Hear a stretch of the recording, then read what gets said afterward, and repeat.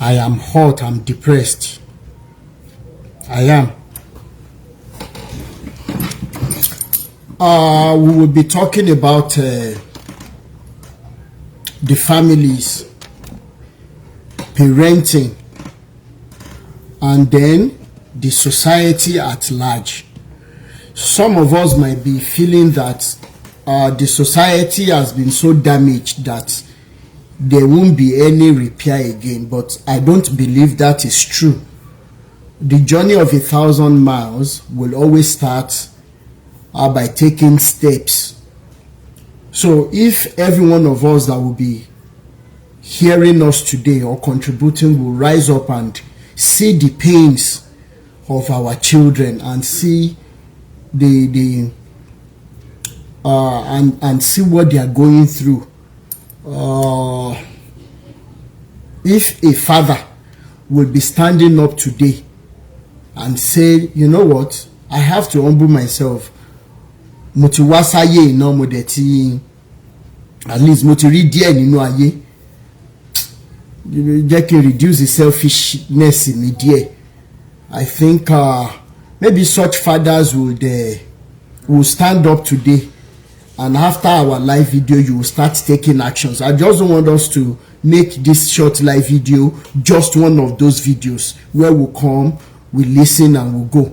This is a video that calls for actions, and to our children out there, bóyá bí ọkùnrin tàbí obìnrin, gbogbo nǹkan tí àwa òbí tá ti ṣe, mi mọ̀ ẹ̀yin young generation, young boys and girls, tẹ́ máa ń wò wá,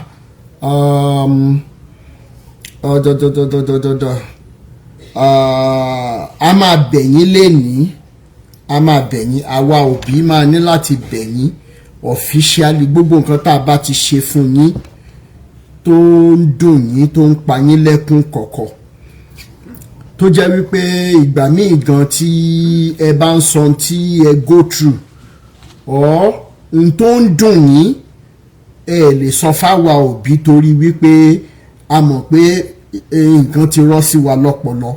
Ẹ jẹ́ kí n sọ bẹ́ẹ̀ fún irú ẹ̀yin ọmọ báyìí tó jẹ́ wípé àwọn ọ̀rẹ́ yín lẹ wá ní láti rest on their shoulders, and as a result of that you have been led astray.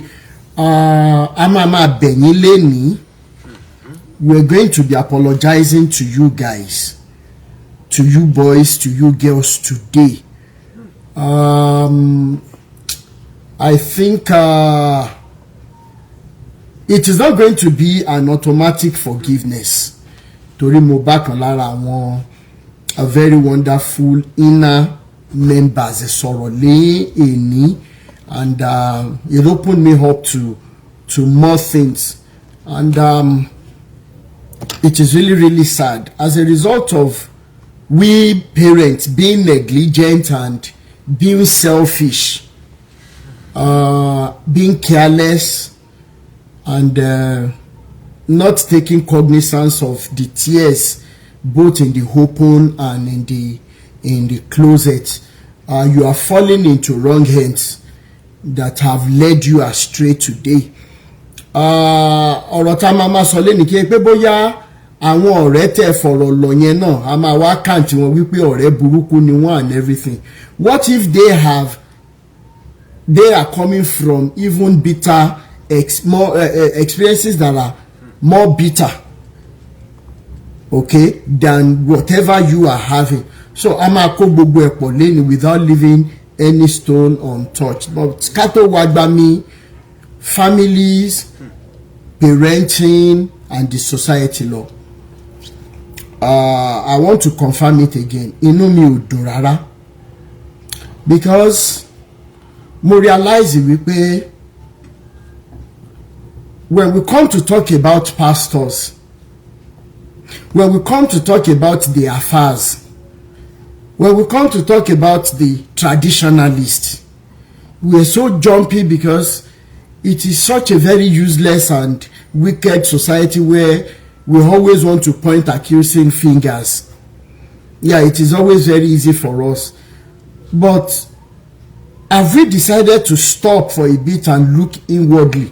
Irú èèyàn wo gan làwa gan fúnra wa jẹ́? Why am I starting with this direction?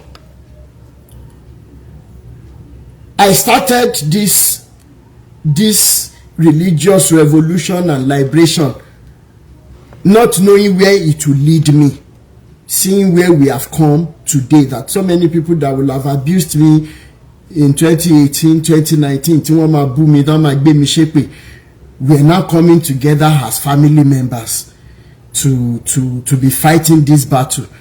And that can only happen when some individuals have been able to confirm your sincerity, that this fight that you are fighting is not because of money. And truly, since 2018, 19, 20, 21, 22, 23, 24, 25, 7 years, I'm still counting, waxing stronger and stronger, yielding and giving us results.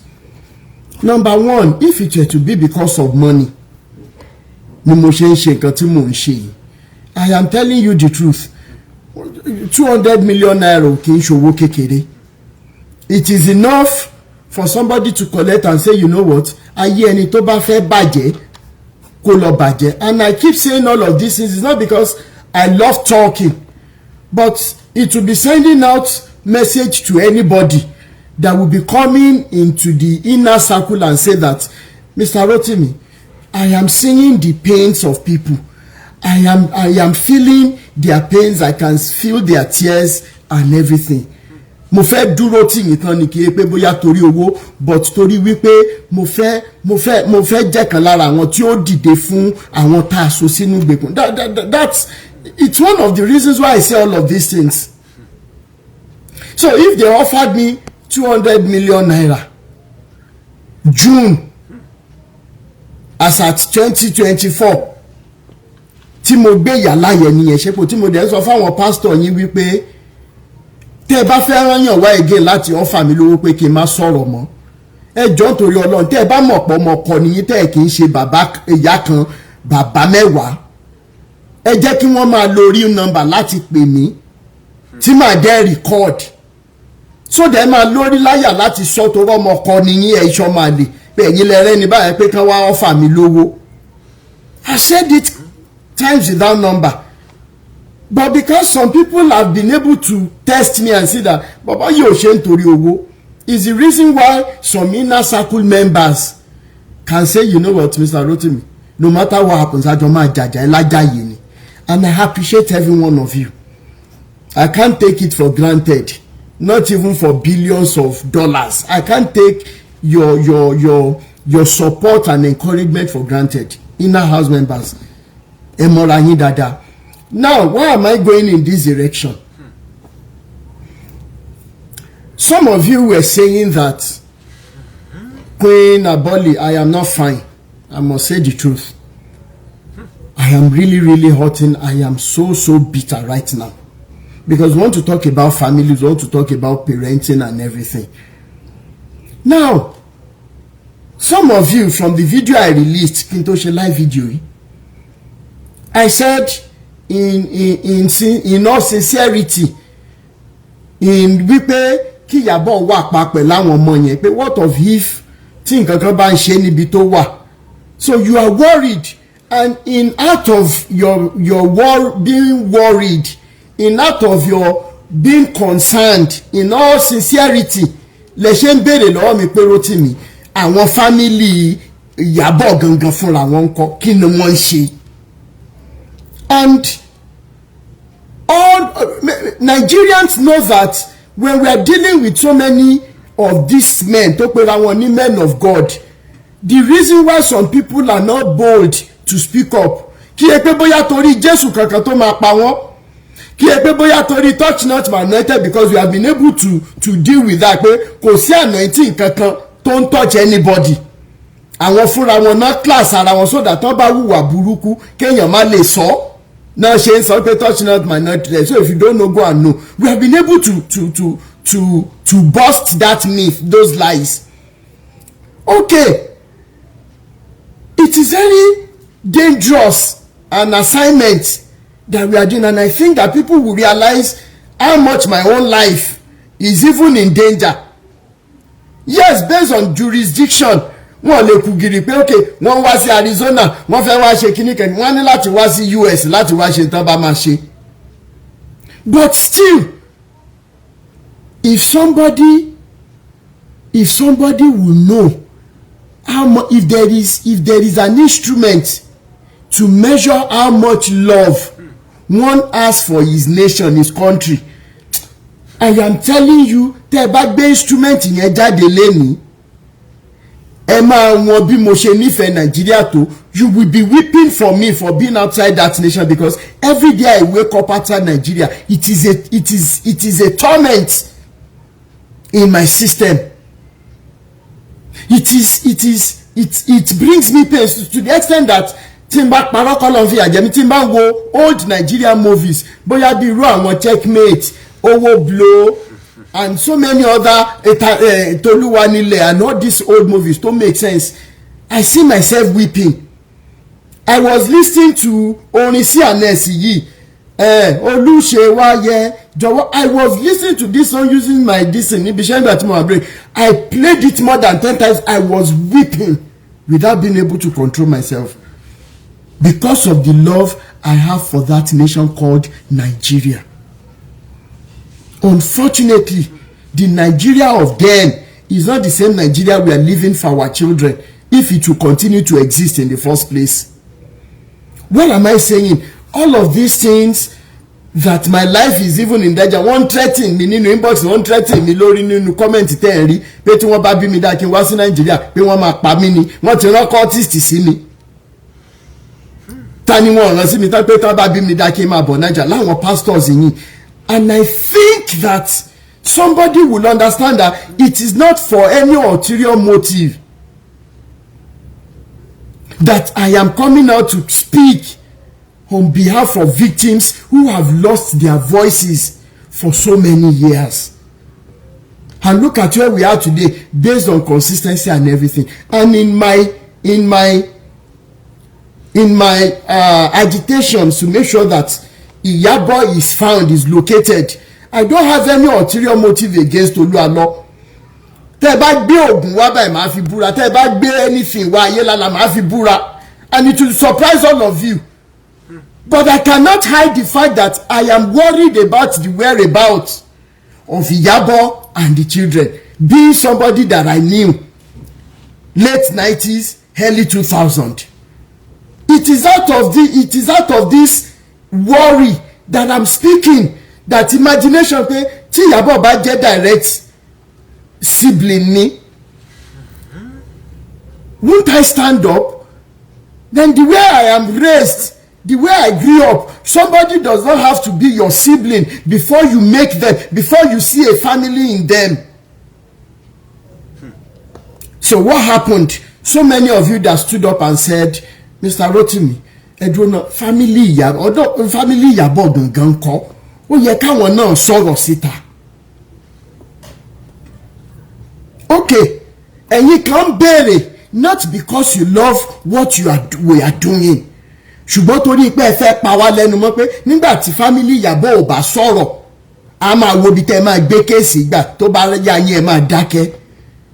And I don't know what to say to you, because if you check, if you are one of those people who because of one ulterior motive or the other, you are against us on this case, thinking that we have personal vendetta against anybody, be in front of a mirror and see that you are a beast, either as a woman or as a man. You will be looking at a beast. Finally, wọ́n ní pé ká fọgbọ́n ọlọ́gbọ́n ṣọgbọ́n kì í jẹ́ ká pe àgbà ní wèrè. And because of n tó ṣẹlẹ̀ láàárọ̀ yìí, I have to say this. Mo dẹ̀ gbé ẹni tí mo trust, tí mo rò pé mo trust. In fact, the whole house, the whole inner house, wọn ò mọ ohun tí mo fẹ́ sọ yìí. Bishop Andrew ò mọ ohun tí mo fẹ́ sọ. Bá a ṣe close ìtò. Pé kí n tó là mọ́lẹ̀ fún the whole house, ẹ jẹ́ n kọ́kọ́ gbé àwọn ìgbésẹ̀ kọ̀ọ̀kan. Finally, mo pe èèyàn kan pé brother mi yìí o, ẹ ti sọ fún mi tẹ́lẹ̀ pé anything tí n bá need kí n fall back sórí pé àì máa bá mi dìde lọ and everything. Ọlọ́run dẹ̀ fi arábìnrin kan kẹ́mi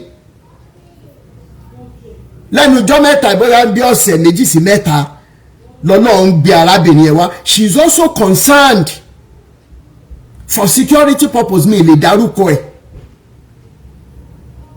ẹ̀tọ́ tá a bá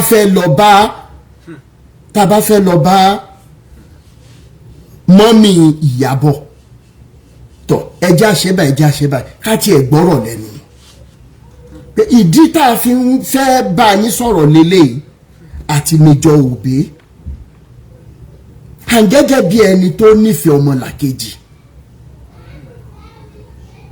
As a matter of fact, àwọn tí mò ń sọ yìí ẹ jẹ́ kí wọ́n jáde kí wọ́n fi transfer tí wọ́n ṣe tá a ṣe ẹ jẹ́ kí wọ́n gbé jáde kí wọ́n post ẹ̀ síta. Ẹ rí wípé kì í ṣorúkọ mi, mo ní láti yá owó yẹn fún wọn ni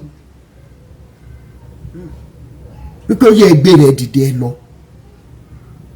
Ẹ wá lọ sí rúbẹ̀ yẹn on a very sensitive matter based on trust ìta ní síra wa pé ẹ̀yin méjèèjì yìí o ẹ jọ nǹkan báyìí la fẹ́ ṣe. Wípé máa làágùn báyìí lórí pé káwọn èèyàn bọ́ ẹ̀yin kan máa wá sórí live video mi ọ̀tá ni yín ṣùgbọ́n ẹ̀ ń ṣe bí ọ̀rẹ́ ẹ máa wá plant mole ẹ máa plant mole sínú life mi. Gbogbo orú ẹ̀yin báyìí aróko ìrọwọ́ ọ̀rí àyàfi tó báyìí pé mo dìde pé mo ń ṣe kinní nítorí owó tàbí torí ulterior motive nìkan lẹ́ẹ̀ ní gbọ́mọgbè.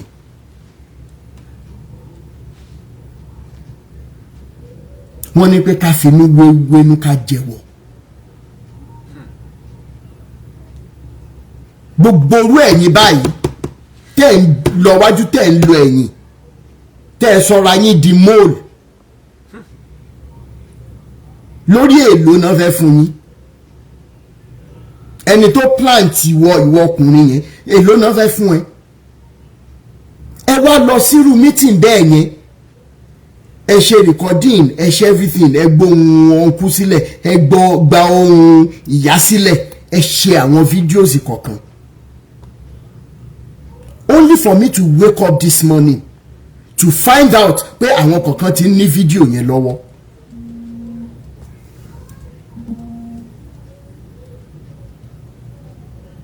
Only for me to find out. Wọ́n wá sọ wọ́n ní wípé èké ló ń pa ẹrú ilẹ̀ dídà ló ń pa ọ̀rẹ́. Èké ló ń pẹ̀lú èpè ló ń pele ilẹ̀ dídà ló ń pa ọ̀rẹ́. Mi ò ní sọ jù bẹ́ẹ̀ lọ. Fídíò yẹn ti wá wọ́n wá ti ń pín káàkiri wọ́n máa wá fi ṣe show off pa àwọn ń ṣiṣẹ́ àwọn ní information lọ́wọ́. Is it all about what people think about you? Or about the fight setting our eyes on true liberation? Information tí mo ní lọ́wọ́ tẹ́ bá ní lọ́wọ́ dẹ̀ kí ló máa ṣẹlẹ̀? And I'm still using humility to follow everything. Kí n wá dé láàárọ̀ ìsìn kí n máa wá sọ àwọn èèyàn jàǹkànjà àwọn pásítọ̀ jàǹkànjàǹkàn tó ń pè mí. Is it all about show off or trying to be relevant? Is it all about that?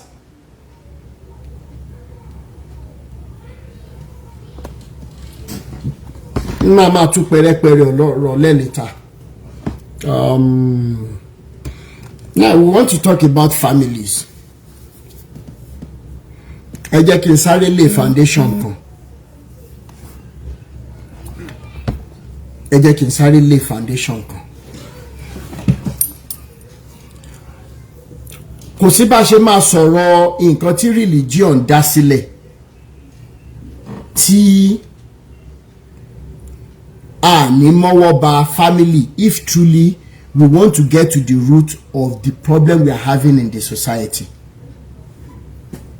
Some of you can easily jump to the fact that àwọn government wa ní ó ṣe nǹkan kan. These government officials, are they up to our government officials were all over Nigeria? Are they up to 200,000? are they up to 500,000? If the answer is no, ìdílé wo ni each of them ti wá? Family wo ni each of them ti jáde? Ìyẹn jálá ọkọ. If we are not ready to discuss about the part we have played, ẹ jẹ́ kí n gbé ẹ̀yìn kan wọlé, ẹ má bínú. Now, ẹ jẹ́ ká understand the foundation tá à ń ṣe léni dáadáa. Tí a bá fẹ́ sọ̀rọ̀ nípa decay or the problems that are coming out as a result of nǹkan táwọn pastors, àfáà, traditionalists gbogbo wọn tí wọ́n ń ṣe lápapọ̀. Tá kàn ń sọ even tó bá yẹ pé bóyá ààrẹ nìkan kan tó fipá bá ẹni ẹlẹ́ni lò pọ̀, tó bá yẹ pé bóyá wá lo agbára ta ní àti gbogbo connection and everything, okay, ẹran pastor ẹlẹ́wọ̀n àti ready láti ṣe kíni, láti go to the root of the problem. Màá ṣàlàyé fún wa. BB Star ẹ jẹ́ bá wa ẹ ṣe. Now kí ni ìdí ẹ̀ ni wípé téèyàn bá gbé mọ́tò lọ sí ọ̀dọ̀ panel beater, ẹ dẹ̀ mọ̀ pé panel beater àti painter náà jọ máa ń ṣiṣẹ́ papọ̀ most times ní mechanic village. So tẹ́ bá notice wípé ibì kan rust lára mọ́tò yín, tẹ́ bá notice pé ibì kan rust lára mọ́tò yín, ìgbà míì àwọn driver Ìbàdàn ẹ má bínú o, torí Ìbàdàn ni mo gbé dàgbà, náà bí mi sí ni mo gbé dàgbà. Tí driver tẹ́ni tó ní mọ́tò bá gbé mọ́tò wá sí mechanic village, ọ̀gá panel ẹ wá sáré bá mi wo ibi tí mọ́tò ẹ̀ ti ń jẹrà. Panel bí ta ní iṣẹ́ pọ̀ lára rust mọ́tò yẹn kó ti jẹrà dénú ẹ̀yẹn. Ará Ìbàdàn máa ní bẹ̀rẹ̀ nìyẹn, ọ̀nà tẹ́ fi gbowó lọ́wọ́ èèyàn lẹ́ ń wá kìnnìkan ọ̀dà ẹja ṣe báyìí. Ṣé ẹ ní ọ̀dà tẹ́lẹ̀ bá ń gbélé kó ẹ tiẹ̀ gbélé ná? Ìtorí ẹ̀ tẹ́ bá ń lọ káàkiri nìbàdàn ẹ rí àwọn mọ́tò oríṣiríṣi tó jẹ́ wípé wọ́n kàn gbé paint lé rust yẹn ni, wọ́n kàn fi sandpaper ṣe díẹ̀ díẹ̀, wọ́n dẹ̀ gbé paint lé, kò sí body filler, kò sí nǹkan kan. Meanwhile, tá a bá ní ká wo ìjà tá ti ń jà láti joy, tá a fẹ́ mẹ́nu bà nǹkan tó ń pè ní family, kí ló ń ba ẹbí jẹ́, kí ló ń fàjà láàrin ẹbí, tá a fẹ́ sọ lénìí, tá a sì mọ́ sọ ní gbogbo ìgbà. Ṣe ló dàbí ìgbà tí ipa gbé mọ́tò yẹn lọ sí wàhálà yìí lọ sọ́dọ̀ ẹni tí ó tún ṣe ta ní kí wọ́n gbé ọ̀dà lé lórí ni. Ṣùgbọ́n tẹ́ bá rí panel beater tó mọṣẹ́, panel beater yà sọ pé òun ò lè bá yín gbé ọ̀dà lé lórí, ẹ fẹ́ bá chí òun jẹ́, tó tẹ́ bá gbé dé ọ̀dọ̀ àwọn ọ̀rẹ́ yín, ta ni kápẹ́ńtà tó bá yín kun mọ́tò yìí, wọ́n ní kì í ṣe kápẹ́ńtà, panel beater ni lórí panel beater yín ò pé ni. So irú ẹni bẹ́ẹ̀ sọ pé níta máa ṣe ni wípé a máa gé gbogbo ibi tí rust yẹn gé, a máa wá gé páànù míì, a máa ṣèpẹ̀ sí ibi tá a ti gé rust yẹn kúrò. Lẹ́yìn ìgbà tá a bá wá jó mọ́ tán, a máa lo body filler, a máa sandpaper, ó máa mọ́ dáadáa. Káṣẹ́ tó wá gbé, ó ní paint kan tó kọ́kọ́ máa ń gbélé bíi grey colour báyìí, káṣẹ́ tó wá ṣe kí lórúkọ ẹ̀, káṣẹ́ tó wá gbé paint mọ́tò lé gangan, yẹn náà ń pè ní iṣẹ́ tó múnádóko. Now we are talking about families, parenting and the society today. Ẹ̀yin tẹ́ ẹ bá fẹ́ pè wọlé, Primer, thank you so much, that's it. Primer, thank you. Potty, thank you so much. Lórí YouTube, lórí Facebook, gbogbo ẹ̀yin tí ẹ bá fẹ́ pè wọlé láti bá wa dá sétò ilé ní family or families,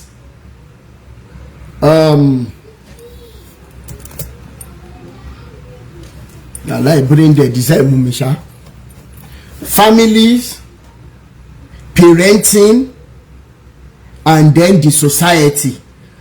Ẹ jọ̀ọ́ ẹ mọ̀ hi mi lórí WhatsApp lélẹ̀.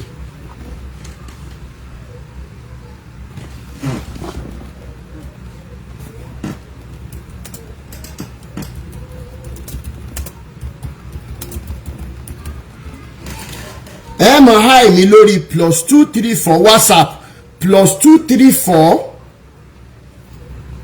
80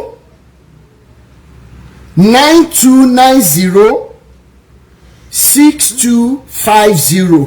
máa pè lẹ́ẹ̀kan sí YouTube and Facebook family that would want to, even if you're on TikTok and you don't want to talk on TikTok, you can also hi me lórí WhatsApp +234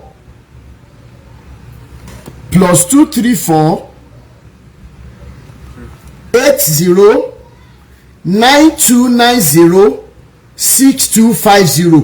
ẹjọ́ time tá a máa fún wa kò ní gùn lọ títí.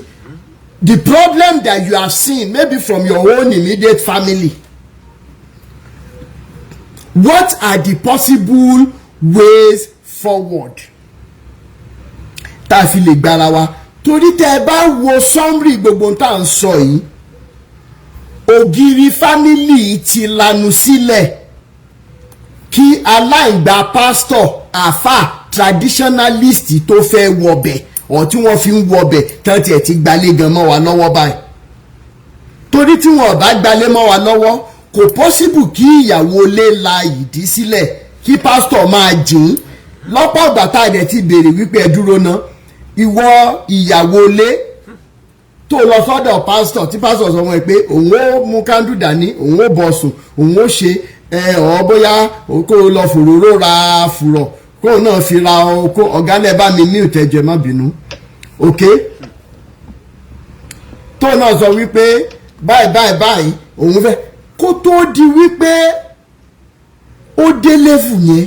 Kí ni nǹkan tó ṣẹlẹ̀ nínú ẹbí?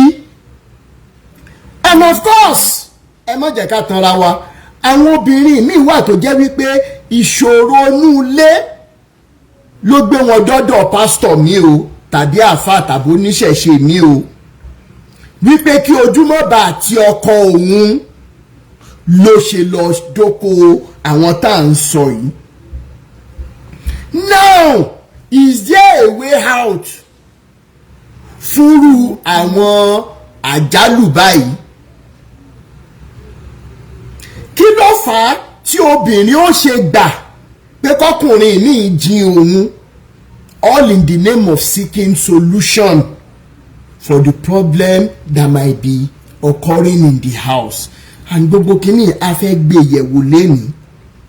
Ìdáwà òbí a máa rí lẹ́nu wípé àwa gangan ni a ti tábà wo àwọn bọ́ọ̀sì tó ń ṣe yahoo plus tí wọ́n ń pa àwọn ọmọ lọ́mọ, tàbá rí àwọn ọmọ tí wọ́n lò náà, tàbá rí àwọn ọmọ obìnrin tó jágbóde gbàfólè, tàbá rí àwọn ọmọ obìnrin tí wọ́n kánkọ́ọ̀fù sọ lọ. Ìjà ti rò rí wípé ìwọ tó mú fóònù tó ṣíà àwọn orin gbèrè, orin rádaràda, fáànù mi ni kò sí iná lè sọ pé fáànù mi ni ẹ̀ẹ́rì yẹ kọ̀ǹgbà tó bá yá. Ǹjẹ́ rò rí? Torí gbogbo kìíní primarily you don't think about it. Èmi ò mọ̀ sọ experience àwọn ọmọ tí mo kọ́ rí, bí mo ti sọ fún wa tẹ́lẹ̀ màá mọ̀ sọ fún wa, ṣùgbọ́n kí n kọ́kọ́ ṣí ojú ìwé sílẹ̀, ojú aago sílẹ̀ ká mọ̀ pé wọlé. Kí làwọn wàhálà tẹ́yìn rírí nínú ẹbí kan tàbí òmíràn tàbí títí yín? Kí ni ọ̀nà àbáyọ? Débi wípé ẹjọ́ àwọn ọmọ wa tó ti dọmọ lọ́mọ yìí, ọ̀nà wo la lè jọ gbà wọ́pọ̀, la ṣe lè jọ pa wọ́pọ̀ ká kó wọn kúrò ní gbòòrò ayé? Torí wọ́n lè máa kọ́ ọmọ títí ẹ dáadáa. Tá a bá sọ lẹ́ni tóbi kan ògbẹ̀ǹkan lẹ́mẹ̀tì bó ṣe lè tonú ilé ẹ̀ táwọn ọmọ ẹ̀ dọmọ lọ́mọ. Ẹ mọ̀ jẹ́ ntàn yẹn àwọn ọmọ tó dọmọ lọ́mọ ọmọ gbòòrò tá à ń pè lọ́mọ gbòòrò kíní kankan, wọ́n á affect àwọn ọmọ wa tó bá yá. Nítorí ìdí ẹ̀ ńkọ́, ẹ jẹ́ kí n ṣíde pẹ̀lú àkásílẹ̀ ohun yìí, ọ̀rọ̀ tó bà nínú jẹ́ lọ́pọ̀lọpọ̀ ni. Kò loud. Oh, che. Ẹ jẹ́ kí n gbéyàn tó wọlé ná. Bishop Andrew máa wà níbi iṣẹ́ ní Thursday. Wọ́n máa wà níbi iṣẹ́. Da. Family, parenting, and then the society. Okay, all right. Bishop wà níbi iṣẹ́. Okay. Baba, welcome home. My baby.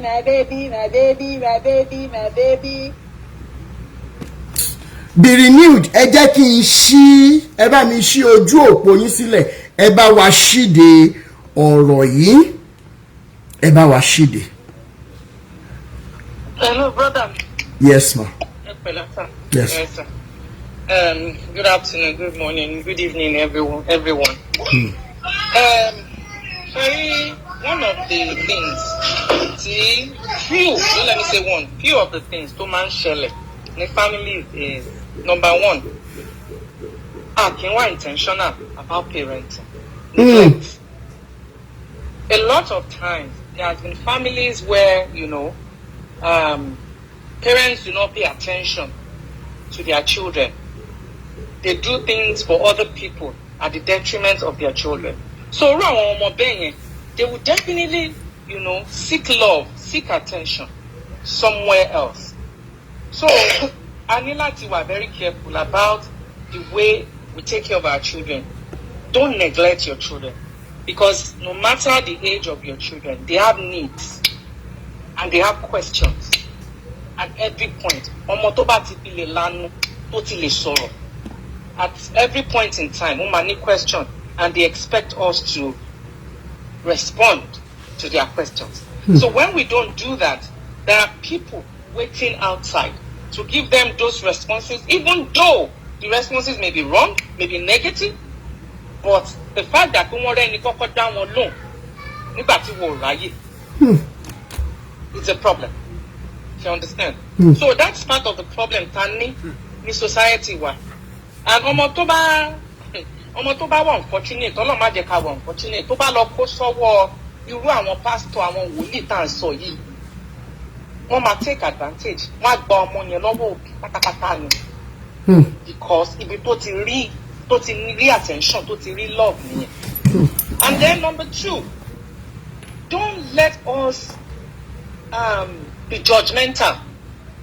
Sherry, a man judge ara wa gan, especially láàrin ọkọ àti ìyàwó. Let me give a typical example.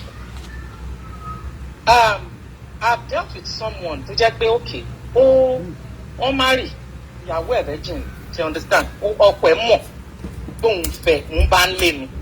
But ìyàwó yìí naturally ó wà implicit, ó ṣà láwọn ọ̀rẹ́ tó máa ń sọ oríṣiríṣi, tó máa ń share intimacy, you understand? Báwọn obìnrin ṣe bá ṣe máa ṣeré gbà mí gbé tó bá rí ilé kan to too long, she understand. And this woman felt okay. This is my husband. So let me even try with my husband. And that was the genesis of our problem. Because of what George. So Emma Jetama George Arawa in marriage. Because I tell people, in contact with money bari ni the same relate to Sarani. Uno la money in cop. Uno la one man. No matter if yardstick, nobody found one not very build the relationship. Sherry lady, problem ni pé ó kàn tí try another style pẹ̀lú ọ̀pọ̀ ẹ̀. Ọ̀pọ̀ ìbẹ̀rẹ̀ sí George ni pé aṣẹ́wó ni. Ó ti bẹ̀rẹ̀ sí rìn nìkan. Ó ti bẹ̀rẹ̀ sí stick. The lady was and by judging her alone, you have already created distrust. You have created some kind of gap. Àwọn ọmọ yìí dẹ̀ máa máa rí. You understand? Then another thing is unforgiveness. Because Sherry, mo like ìbẹ̀ṣẹ̀ wọlé yẹn pé ẹ̀ ń bẹ àwọn ọmọ wa. Sherry, until we parents taba understand pé a ti ṣe àwọn ọmọ yìí, we need to sit down and go and think back àwọn àṣìṣe wa, and never be afraid, never be too proud or too big. That's you apologize, someone. Especially when you are lucky to have a child to come out to you that this is what happened. This was what you did. Don't turn it around and say, they don't share, we'll try to protect them. No. Learn to apologize to your children. And then children too. Forgiveness, I always say, is a journey. And just can learn that is you are not a chance. They have made the mistake. Maybe because of what they've been through. Maybe because of negligence. But if a parent comes to you and say, I am sorry, please, it's a process. Start from somewhere. Jerry Papa build build family, what a family was strong. Even when you go to church, and one more go need to pay one of them mobile pastor on your shit, they will call the pastor out. You can't talk to me, you can't talk me down. My parents have said this, they have said good things about me. Because Sherry, validation would be Lori Omo goes a long way. Invalidate feelings and one more. Invalidate feelings and one more. Let's learn to ask questions, and when you know that you have done wrong, please be intentional about your apology. Apologize and give your children space, as in time, to heal from what you have done for them, to them rather. And then you as a parent, go through, please learn to heal so that your children won't have to heal from you. Learn to heal. It's important for you to heal from your pain. And won't be a TV, want to neglect won't anytime, please heal. Understand that you're human. Learn to heal, and then acknowledge it, go through it. And like I said, can you process in you? It sometimes it takes years. Or even in any Latin period, so that I want more to be heal from your own treatment, from your own issues that you have caused into their lives. So Ejo, please. And I don't think there's nothing bad. If you have done anything to call in, you can apologize to your children on air. They will know how much you mean to them, how much you love them, how much they mean to you rather. You understand? Eje can learn. Thank you. All are very important. You have to heal, you have to forgive, and forgiveness is not a day's journey. Imagine come out for an hour, somebody something, forgive and forget. You can never forget. I always say that, except Mori lost in it. But it's a process. When God gives you the grace,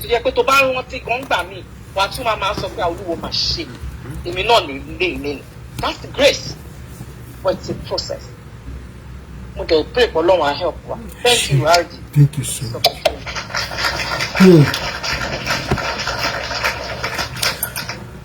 Maybe some parents have listened to that wonderful submission from Be Renewed, and of course, anybody that would want to juggle his or her brain around that submission must have an iota of conscience. Unfortunately, it is one thing to listen to everything we are saying today and be intentional about taking an action plan. I know maybe some parents will be saying, it has to be through actions, and your children must definitely see that you are sorry about whatever they might have done against you, so that the healing can be very, very easy on their part too. Thank you so much, Be Renewed. Let us see so wonderful. Global prophet Esariba Mibos, okay. Ekale sir. Ọlọ́run yín lọ́wọ́. Ẹni báráyé fọwọ́ tí. Ẹ máa mọ̀ sí lágbára Ọlọ́run. Ọlọ́run yín lọ́wọ́, á súre fún yín, á dùn yín nínú. Each time tẹ́mi bá ti wà, ó máa ń wù mí láti kọ́kọ́ gbàdúrà fún yín torí iṣẹ́ lẹ̀ ń ṣe. Ṣé rí ẹni bá fi ẹrù tiẹ̀ lẹ̀ tó ń gbọ́ ẹrù ẹlẹ́rù, Ọlọ́run lókè ló máa bá gbọ́ ẹrù tiẹ̀ náà. So I'm so glad, I'm so happy, I'm so excited pé ẹ̀yin liberate àwọn èèyàn.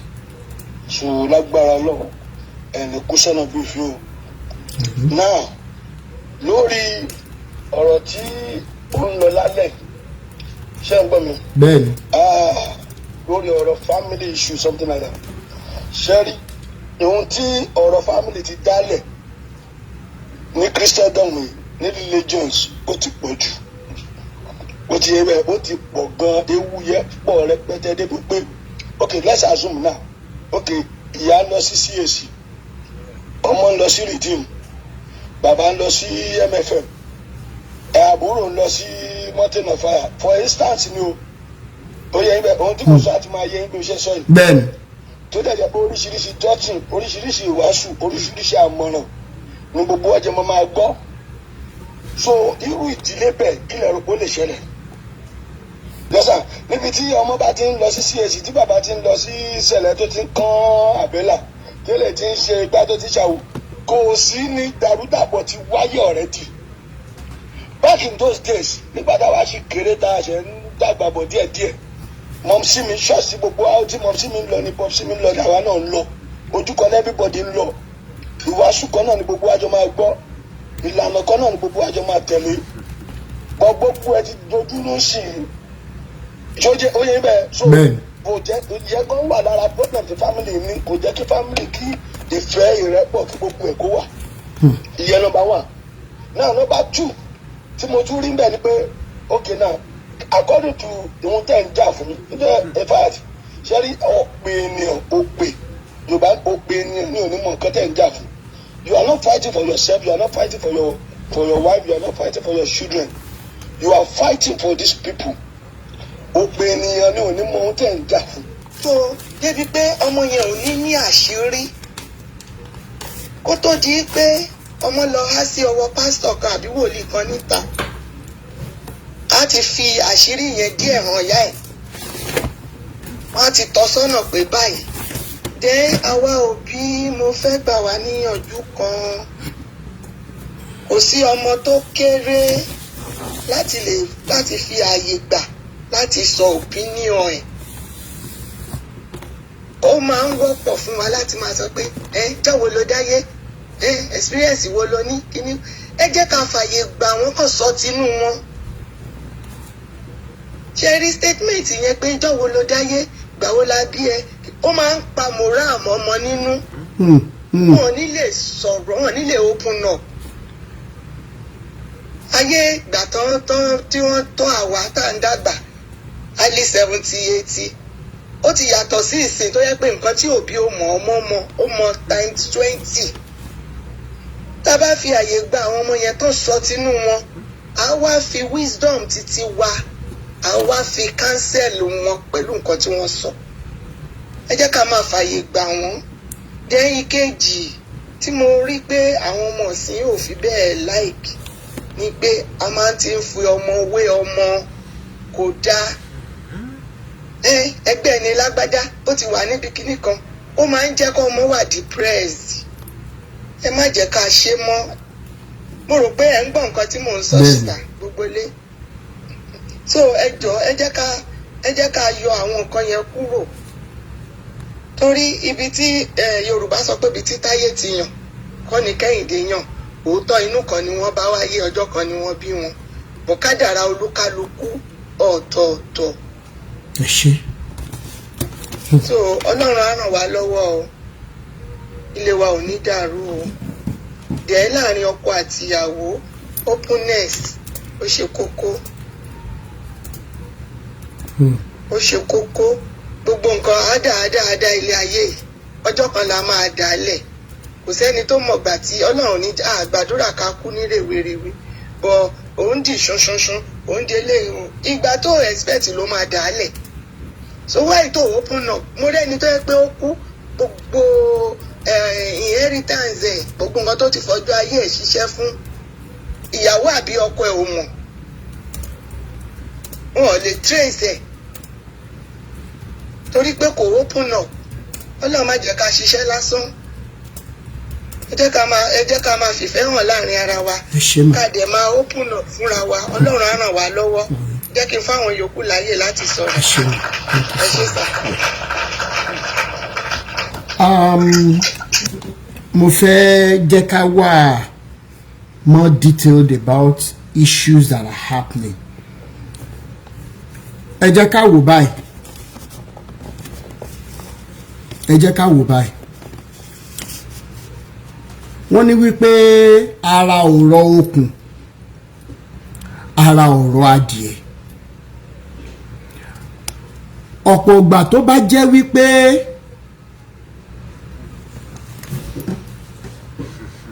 bàbá àtìyá ní àwọn misunderstanding kọ̀ọ̀kan, ọ̀pọ̀ ìgbà ló jẹ́ wípé kò sí bọ́n ṣe lè ṣe kán mọ́ fi ra ọmọ lára.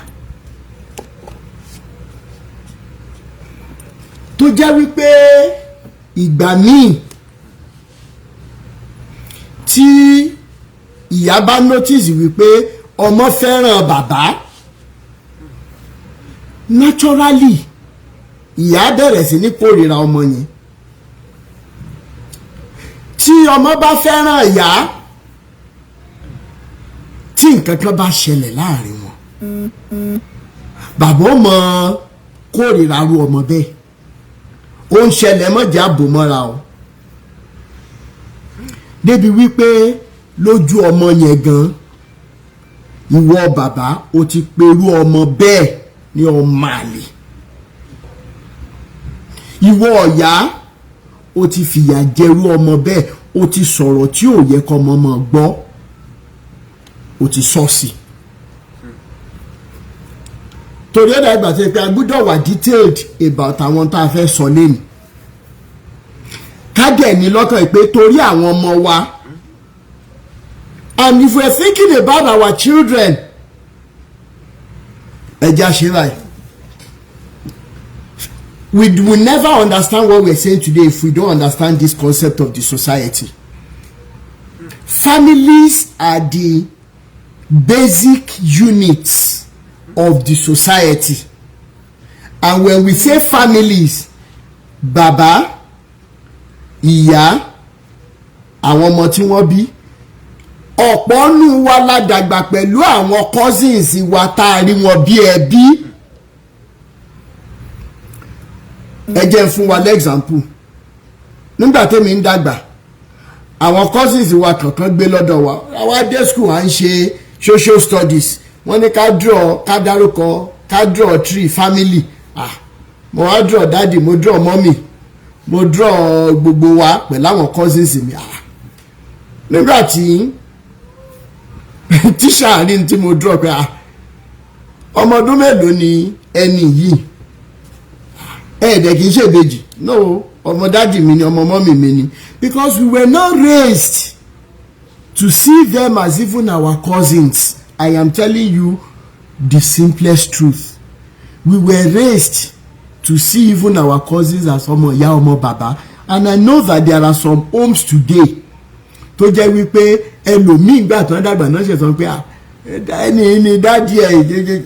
I'm telling you. Question tí mo wá fẹ́ béèrè sí ni wípé kí ni nǹkan tí ìwọ ti ṣe? What have you done as a father? What have you done as a mother that could have made it a reason why your children can no longer confide in you? Ẹ jẹ́ ká gbé yẹn yẹ̀wò.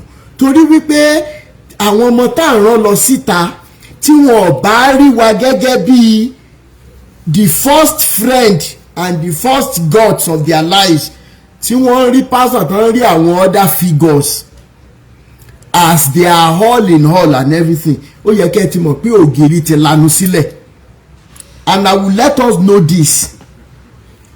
In tí wọ́n bá ṣe fún ọmọ níta, bóyá wọ́n fipá bá a lò pọ̀, ǹjẹ́ jẹ́ mọ̀ wípé ọmọ yẹn ó máa fara mọ́ irú péènì ìfipábánilòpọ̀ yẹn ju pain tí wà àti tí bàbá àti ìyá ẹ̀ tí wọ́n kọ́ sí fún lọ. Some people be like but wọ́n fipá bá lò pọ̀ ní kíní títẹ̀mí kíní kan. Màá sọ fún yín lẹ́nu wípé it is not in the magnitude of what is done to somebody. Please listen to this. Àlùjọ̀nù ló gbé wá. It is not in the magnitude of what is done, but in the closeness that we have with the person who has done it. Òyìnbó yẹn le, ó lè fẹ́ mi náà lórí mi ìgbébù. In tí à ń sọ ni wípé ẹ mọ̀ wò wípé in tí ó ṣẹlẹ̀ yẹn kí ni kan ọmọ yẹn ò Philippine tára àta yẹn ṣe fún. Ó wá Philippine ìwọ ìyá àti bàbá tàbí sibling tó jẹ́ pé bóyá ọ̀rọ̀ kékeré kan ló ṣẹlẹ̀ láàrin yín. But I am letting us know today that it is not in the magnitude of the hurt of the problem from an outsider, but in the closeness of the person who has hurt us. Ẹ jẹ́ wá tú palẹ̀. Tí ẹni tí mo fẹ́ràn tó bá já mi léèkánná, tí mo fẹ́ràn tí mo depend lé lórí, irú eléyìí tí mo kọ́kọ́ sọ síwájú yìí, tó já mi léèkánná, èékánná yẹn máa dùn mí ju ẹni tí mi close mọ́ tó gún mi lọ́bẹ. So gẹ́gẹ́ bí bàbá àtìyá, kí ni tẹ́ ẹ ti ṣe tẹ́ ẹ rò pé ẹ ti ṣe tó ti àwọn ọmọ yín bọ́ síta, tàbí tí ò jẹ́ káwọn ọmọ yín, torí nígbà táwa kéré tá a bá ti dé láti school, mọ́mì dádì kíní kan grandpa mi fẹ́ kú gbà yẹn, a máa sọ débi àlá tí ń bá lá màá ti jí grandpa mi, dádì bàbá mo lálàá kan báyìí, mo lálàá kan báyìí. Now gbogbo ògbà náà wọ́n ní ọmọ ti lè rọjájú mọ́ pàdé jàre kíní kan kíní, a máa tẹ̀lé wọn lọ sí di àrò tàbí kitchen, wọ́n wá ṣe báyìí. Parents will listen then. Ṣé kò sí economy problem gbà yẹn ni? Ó wà. But finally kíní yẹn bẹ̀rẹ̀ sí ní reduce. What have you done as a father and as a mother tí ò jẹ́ káwọn ọmọ ẹ kí wọ́n find it easy láti lè bẹ sọ even the most stupid thing tó ń ṣẹlẹ̀ sí wọn? Ẹ jẹ́ àgbọ̀ ọ̀rọ̀ sókè, ẹ jẹ́ ká mọ̀ down question bí mo ṣe mú wa. Àṣà ẹ bo níṣẹ́ wa ń bẹ̀. Ẹ kálẹ́ mà. Gbogbo lé ẹ kálẹ́ lásán ìpẹ̀lẹ́ bàtàrọ̀. Ẹ̀rí nǹkan tẹ́mi fẹ́ sọ níbẹ̀ ni wípé ṣe rí àwọn ọmọ wa ó gbọ́dọ̀ jẹ́ ọ̀rẹ́ wa. Àwọn ọmọ wa gbọ́dọ̀ jẹ́ ọ̀rẹ́ wa to the extent pé like tán bá lọ sí school or tán bá jáde or tán bá lọ sẹ́nu ìwé, anytime wọ́n bá padà dé tán bá wọlé ó gbọ́dọ̀ wà ní mind wọn wípé I want to tell my mommy this or I want to tell my daddy this is what happen bla bla bla bla bla bla bla. A gbọ́dọ̀ jẹ́ kó máa rí wa bíi because some parents aburú especially ká sọ pé àwa ìyá aburú gan it's like lójú àwọn ọmọ yẹn ó máa ń dàbí wípé bóyá a ti lè pariwo jù a ti lè ṣe jù and àwọn ọmọ yẹn wọ́n jẹ́ ní generation tá a wà ń sìn generation tó wà ń tá ń sìn tá bá pariwo mọ́ wọn a gbọ́dọ̀ jẹ́ káriwo yẹn kí kó jẹ́ ká àbádọ́ wọn ká kàn wò wọ́n pé àwọn ọmọ yìí a gbọ́dọ̀ tún padà pè wọ́n ká fáwọn mọ́ra okay kí ló ṣẹlẹ̀ kí ló rí nǹkan ọ̀kan bẹ́ẹ̀ yẹn and most parents lóòótọ́ wọn ò kì í fẹ́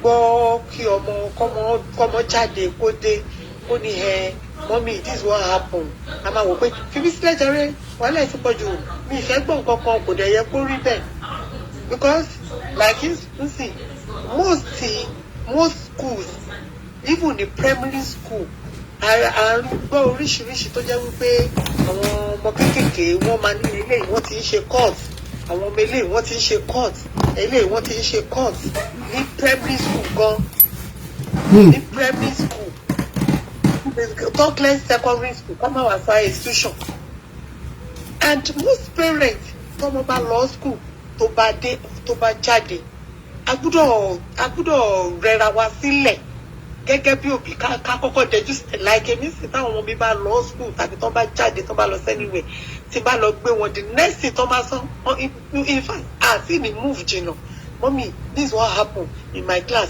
this is what happen in my ẹ máa rí lójú wọn máa bẹ̀rẹ̀ sí ní mo máa farabalẹ̀ gbọ́ ẹjọ́ yẹn ní ẹyọ kọ̀ọ̀kan tó jẹ́ wípé tó bá máa di the following day ibi teacher ti na ọmọ mi rí tó jẹ́ wípé wọ́n ti close ọmọ mi bí mo ṣe fẹ́ gbé ní school báyìí mo kàn rí pé ó ń sunkún bọ̀ ni and irú ẹ̀ ò ṣẹlẹ̀ rí mo wá ní kí ló ṣẹlẹ̀ wọ́n mi ìfẹ́ tí sọ pé kí ló ṣẹlẹ̀ ó ní my aunty beat me o she beat me mo ní kí ló ṣẹlẹ̀ ó ní because òun mú ọwọ́ òun ṣe mistake ó gbá fóònù aunty òun ṣubú pé aunty wa sọ wípé ṣé òun ó kàn gbá òun lórí ni mo ní mo wá pé aunty yìí ọmọ yín náà ni kìnnìkan mo sọ mi ìjẹ́kọ́ ọmọ yẹn mi ìsọ́ lójú ọmọ yẹn mo kàn láti pé aunty yẹn pé ok ẹ má bínú tí fóònù yín bá bàjẹ́ ńkọ́ tó bá ṣe kí ẹ má wọrí ìmárà mi fún yín àdàséré and later I go to my son pé ok o nǹkan tó ṣe yẹn next time orí pé mi náà ti máa ń sọ fún ẹ má máa sáré mọ́ má máa ṣe báyìí mọ́ agbọ́dọ̀ jẹ́ káwọn ọmọ later then I will call them who is your best friend má bi àwọn ọmọ mi léèrè who is your best friend ọmọ mi á ní my brother my daddy after my daddy my mommy finish wọn gbọ́dọ̀ ọ̀nà rẹ̀ mọ́ because tí a bá jẹ́ kí ká bá jẹ́ ọ̀rẹ́ sí àwọn ọmọ wa kò ní nira fún wa láti mọ nǹkan tó ń ṣẹlẹ̀ níta because òbí tó fọmọ sílẹ̀ láti àárọ̀ tó náà lọ tó drop ọmọ tó lọ tó bá dalẹ̀ tá bá pàdé a gbọ́dọ̀ jọ jókòó gẹ́gẹ́ bí family kí ló ṣẹlẹ̀ ní gbogbo ibi tẹ́ ẹ lọ táwọn ọmọ yẹn bá dẹ̀ ṣàlàyé fún wa a gbọ́dọ̀ jágbe mọ́ wọn a gbọ́dọ̀ because ayé ta generation wọn fi yìí tá a bá jágbe mọ́ wọn òun ló máa fi ẹ̀yẹn next time wọn ò ní jẹ́ ká mọ nǹkan tó ń ṣẹlẹ̀ níbi tí wọ́n ti ń bọ̀ a gbọ́dọ̀ sọ pé bó ṣe tó àwa la ṣe fẹ́ tó àwọn ọmọ tó wà tá ń sìn tá a bá la ṣe bẹ́ẹ̀ wọ́n ń lọ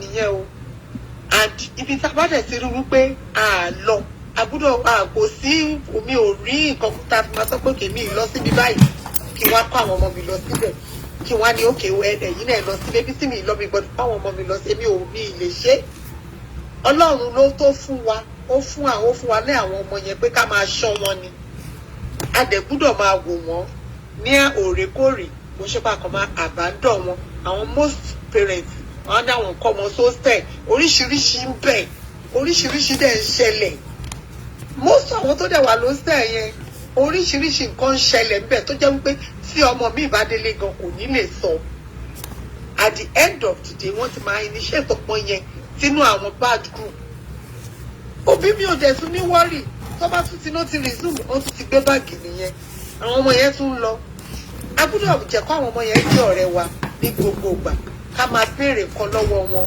ká máa bá wọn sọ̀rọ̀ ká máa ṣàlàyé bí àwọn nǹkan tó ń ṣẹlẹ̀ níta kí lẹ rí bíbá yìí ká dẹ̀ jẹ́ kó máa yé wọn wípé ọ̀nà eléyìí ò dáa nígbà tá a bá ti fi àyè bẹ́ẹ̀ sílẹ̀ tá a bá fi àyè sílẹ̀ òun ló ń jẹ́ kí most of àwọn pastors yẹn náà nǹkan bá ní òkè o ẹ má tẹ̀lé ọ̀rọ̀ parents yìí o wọ́n máa kó wọn ṣìnà èmi dẹ̀ mọ̀ wípé ọlọ́run ò ní jẹ́ kí a ṣìṣe ọlọ́run á bá wa tọ́ àwọn ọmọ wa ilé wo dẹ̀ ní dàrú even in marriage obìnrin náà ó gbúdọ̀ open up mind sí ọkọ ẹ̀ ó gbúdọ̀ tún wà lóyà kò dẹ̀ àgbọ́dọ̀ dẹ̀ máa fi kan pamọ́ torí tí obìnrin bá fi kan pamọ́ nínú marriage at the end of the day marriage yẹn máa collapse a gbúdọ̀ jẹni tó ń tẹríba tá a bá jẹ́ni tó ń tẹríba kò sí ní gbogbo nǹkan tá a bá dẹ̀ ṣe nínú marriage wa táwọn ọmọ wọn bá ń wò wá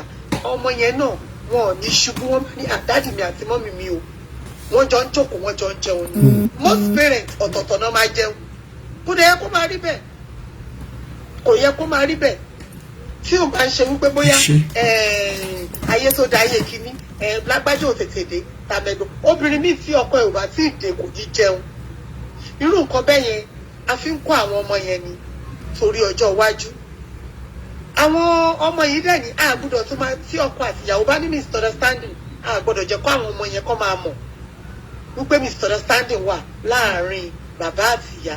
ọ̀ká máa fi kanra mọ́ wọn bẹ́ẹ̀ ni. a gbọ́dọ̀ jẹ́ kí kán lọ sùn tàbí kán má sí ń bẹ̀ because most of àwọn ọmọ ọ̀sìn tó bá ti rí bàbá àti ìyá tó bá ti ní misunderstanding wọ́n máa inú wọn ò ní dùn even tó bá lọ school gan nǹkan tó lọ kọ́ bẹ̀ ìmí ò ní láì kó padà wálé a máa ní because tó ń bá tún lọ lé sí mọ́mí àti dáàdì nǹkan wọ́n ń jà irú nǹkan bẹ́ẹ̀ yẹn kò yẹ ká jẹ́ kó máa wáyé rárá wọ́n pè Ọlọ́run alààyè abáwa tó ilé wa o àwa náà máa fààyè sílẹ̀ fún Sátánì o ẹ ṣé o mo fi gbogbo thank you so much ẹ ṣé ìyá mi ọ̀rọ̀ la tún gbọ́ yìí ṣáà ń kọ́lẹ̀ kákan mọ́mọ́ sọ ẹ jẹ́ ká sáré gbọ́ ilé. àwọn ará ilé ẹ̀ ló máa ń gbọ́ tí wọ́n ju àwọn àbúrò ẹ̀ kúrò ní first born so at the detriment of àwọn ọmọ ẹ̀ and it got so bad even my father. ẹ jẹ́ ká gbọ́ experience yìí eléyìí tó bà nínú jẹ́ lọ́pọ̀lọpọ̀ tí òbí lè kọ́ ń bẹ̀ nítorí ó wà lára àwọn ohun tó ń ṣẹlẹ̀ nílé lẹ́nu. so a very quiet man but bàbá mi ṣáà máa ń sọ fún wọn pé àwọn family ẹ̀ yìí wọ́n sì máa ṣe gbá wọ́n sì máa bìtú ẹ̀ wọ́n máa ṣe gbá wọ́n máa ṣàwọn but my mom was like àwọn ẹbí wọn mọ wọn lè yà wọn kúrò lọ́dọ̀ ẹbí wọn kankan you understand. So to the extent that I was abused as in I was sexually abused right under the nose of my mother of my parents while I was younger it happened my daddy caught it you understand but I guess Ndanye we don't understand what this person was trying to do. But tí mo tún wá dàgbà, mo ti dàgbà, mo ti wọ 16 years old. This person, I don't know what he did. Nǹkan tí mo sọ yìí ọkùnrin ìfà, ó sì máa ń ṣe mí bákan mi mọ́ mo ṣe fẹ́ sọ fọ́fọ́ mi gan up to my sense ọ̀rọ̀ yìí. You understand me? Because eventually this thing has to be dealt with. Because it took me years to heal from what I'm telling you. So, when I was 16, this person, I understand, but it wasn't ordinary. And this person, àbúrò ìyá mi ọmọ ìyá ọmọ bàbá ẹ̀, ó dẹ̀ bá mi sùn. But ó gbà kankan lọ lára mi. That I didn't know. You understand me? Bẹ́ẹ̀ni. And ó dẹ̀ sọ fún mi pé tí n bá sọ pé yọ̀ ọkọ tó máa tẹ̀lé ẹ̀ jáde. You understand? Ó lè bẹ̀bí jẹ́, softly ló fi check in, but you're trying to be major. So I held on to that thing. That then got me lamu. It got to a stage that mo lè máa rìn lọ lójú ti báyìí. Ìdáyé ní Nàìjíríà ni mo sọ yìí, nígbà tí mo wá padà máa rí. Mo lè máa rìn lọ lójú ti báyìí. Ápù mi pé kí mọ́tò kan bá mi. Mo ẹ̀ ń tẹ̀síbẹ̀. Because that thing was haunting me. Báwo lọ ṣe máa gbọ́ pé àbúrò ìyá mi ló ṣe ní nǹkan báyìí pẹ̀lú mi. You understand? And I refused to forgive ìyá tó bí mi for years. Because I just felt àwọn ló ń tàyè lẹ́kùn kí n ní. You understand? Náà gbà kí ilẹ̀kùn ṣí sílẹ̀ tí ẹnu ewúrẹ́ fi wá wọnú ọgbà. So, exactly. So Kenny happened to me for years. And you won't believe it. Torí unforgiveness tí mo carry yẹn. If it was so bad to get any yẹn tó bá wá sílé wa. As in mo rántí ẹ̀mẹ́ta ọ̀tọ̀ tí ẹ̀mẹ́rin ni mo ti fi oògùn èkúté sóúnjẹ. Fúnra mi ni màá tún lọ dànù tó rọ́pọ̀ mi ò ní gbé láti ṣe. You understand me? Bẹ́ẹ̀ni. Èmi kan fẹ́ para mi, èmi kan fẹ́ kàn kan kó kú. But I was onto this for a very long time. Not until I was just on my own. And I guess it was God that ministered to me. That I needed to start healing. And God helped me. God, opened my eyes. I went online myself. started looking for, how to heal, who to talk to. I spoke with someone, a therapist, on my own. And I did all the things I was, in fact, making me come to be able to love my mother. I'm just telling you this so that people will know the genesis of the problem face and how you can fix some things instead of us allowing all these so-called prophet pastors to take advantage of our family, of our vulnerability. Do you understand? Sorry, not about that. But because of fear to one of me, hatred, unforgiveness,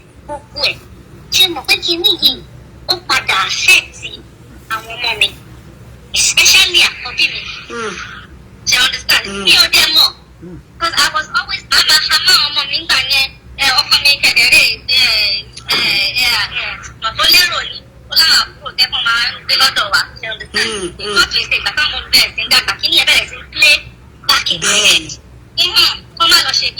you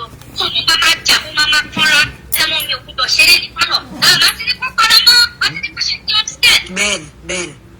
To the extent that ọmọ mi pépà yẹn ọmọ mi gan lọ sí school. My first daughter was going to school, private school, and someone in the bus àwọn teacher kan gbé àwọn ọmọ mi lọ sí school ó dẹ̀ mú lẹ́sìn ọmọ mi nínú mọ́tò mi lẹ́mọ̀. Chai. Okay. So nǹkan tí ó ṣẹlẹ̀ even though this person never penetrated, you understand? Ben. But torí pé mo máa ń kọ́ra. Kò jẹ́ kọ́mọ yẹn ní freedom àti. Ọmọ mi ò lè sọ fún mi. Ọmọ mi dẹ̀ afford that hatred towards me. Until adé Amẹ́ríkà yìí. Ọmọ mi tí mò ń sọ yóò ti dàgbà. Ọjọ́ kan, mo tọ́ ní bẹ́ẹ̀ àti ẹ̀ máa ń lọ back and forth. Tí bá ní kò ṣe nǹkan, ó máa ń challenge mi gan. So, ọjọ́ kan, ọlọ́run kan fi sáàbùrù ẹ̀ lọ́kàn ni. Pé àbúrò ẹ̀ wá sọ fún mi pé mọ́mì. Call my sister. Njọ́ tẹ̀ bá ti tó sí ẹ̀kọ́ kan bẹ̀. Ẹ bèrè fún tó ń ṣe gan. Ẹnìkan tó ń rí kó máa ń challenge mi gan, you understand? So ọjọ́ yẹn mo kàn wá rẹra mi sílẹ̀. Kí ni mo ṣe fún ẹ̀ gan? Ìfọwọ́sí nígbà tọ́mọ yìí tó kẹ̀ gbọ́rọ̀. Ṣé ìlànà kílẹ̀ lánàá tó gbé mi? I'm telling you, I have to start begging her to go to the Lord for damaging it. The problem was what I went through. You understand? Ben. Now we have mended the fact. You will never know that we both went through that. You understand? Because I understood it when she said it, and I was able to apologize from the bottom of my heart. And I decided to be intentional about it. Now we're so close. You understand? Oh no, that's suffering me. Hey, mommy, it is going to take a process. Because only for me, and I understand. Yes, it will take a process. You understand? So at that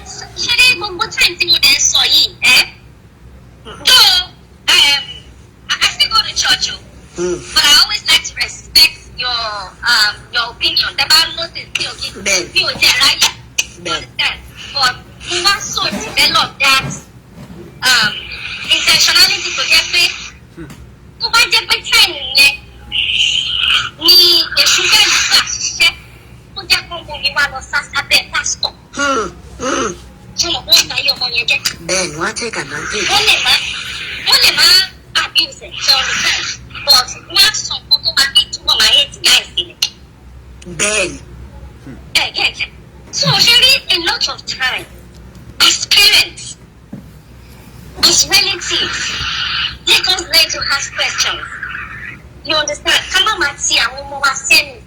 Ben. So whoever sits it, don't you see what we don't be afraid to ask questions, and don't be afraid to prepare for the kind of answer that you get, so that you will know how to deal with it. Ben. Because part of the powerful law as families,